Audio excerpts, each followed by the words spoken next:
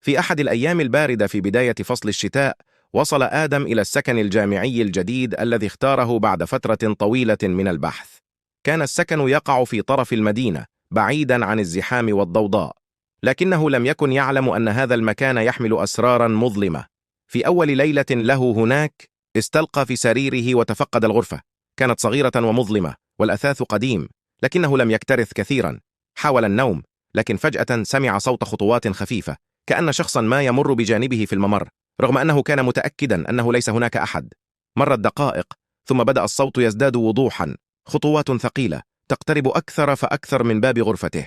توقف آدم عن التنفس، عينيه مثبتة على الباب الذي كان يغلق ويفتح برفق مع كل زخة هواء. وفي تلك اللحظة جاءه صوت هامس من وراء الباب، بصوت غريب غير بشري: أنت لست أول من يسكن هنا، ولن تكون آخرهم. تجمد آدم في مكانه، لكن الصوت استمر قائلاً: كل من دخل لم يخرج أبداً. كانت تلك الليلة بداية كابوسه الطويل.